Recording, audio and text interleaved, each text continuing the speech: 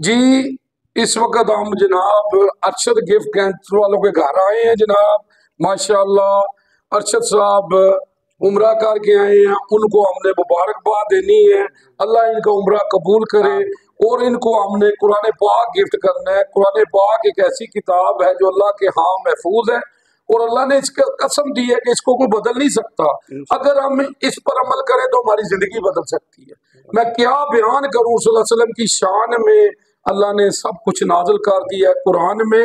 अम्मा आयशा से किसी ने पूछा आप सल्लल्लाहु अलैहि वसल्लम की सीरत क्या है। अम्मा आयशा फरमाती है कुरान कुरान। आप सल्लल्लाहु अलैहि वसल्लम फरमाते हैं कुरान पढ़ा करो, कुरान पढ़ा करो।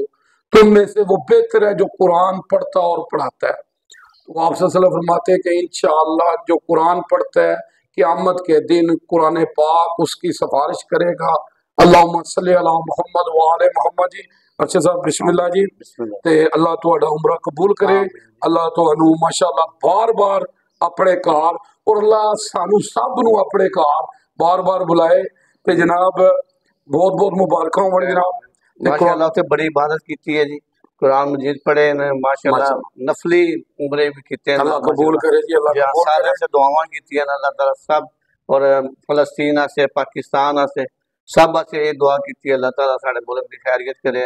अल्लाह ताला फलस्तीन आजाद करे अपना मतलब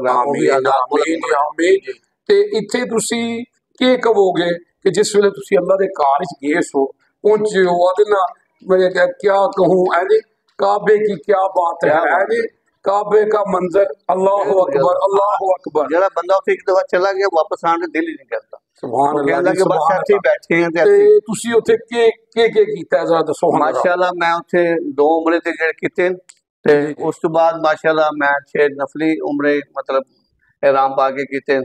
फिर 10 उम्रे माशाअल्लाह मैं ऊपर कीते माशाअल्लाह जी माशाअल्लाह जी। ते ओ भी नफली मतलब उम्रे कीते यानी कि वो भी दुआवां से मतलब सारे से जिसने किया सी माशाअल्लाह जी माशाअल्लाह ना कीते। मैं कहा चलो जी सारे दे वालदैन साडे जेड़े फोत हो गए उन्हां दे कर दिता। दादा दादी नाना नानी कोई रिश्तेदार कोई भैन भरा सारे से कीते ते बाकी दोस्त अहबाब महल्लेदार सारे से माशाअल्लाह तो अल्लाह ताला सब नु उम्रे दा सवाब आमीन जी आमीन जी। मैं इत्थे कहांगा जी कि देखो जी माशाअल्लाह देखो तुसा ने की कीते उम्रे कीते अल्लाह तुहानू बार बार अपने घर खड़े अल्लाह सानू सब नु अपने घर खड़े और अल्लाह इस तरह का मौके जेड़ा ना सारे नु दे।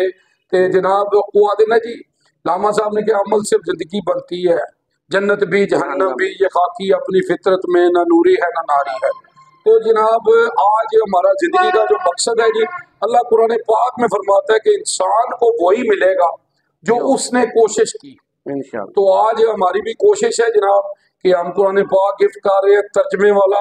और जनाब अरशद साहब को भी आज हमारी ये दावत है कि आप सल्लल्लाहु अलैहि वसल्लम फरमाते हैं कि सुबह सुबह जो कुरान की एक आयत को पढ़ के समझता है ना है जी तो वो समझ ले कि उसने अल्लाह की राह में सुर्ख ऊंट सदका किया।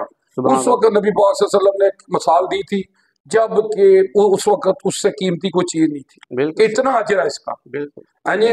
तो मैं ये कहूंगा जी कि कुरान पाक को तर्जमे से पढ़े समझ कर पढ़े कि अल्लाह ने हमें क्या मैसेज दिया है और हमारी जिंदगी में इनकलाब आ जाए। क्योंकि तफ्ज़े कुरान हमारा ईमान है जी। तो हम हमारी कोशिश है कि कुरान पाक को तर्जमे से पढ़ा जाए, कुरान को पढ़ा जाए, अल्लाह का जिक्र किया जाए।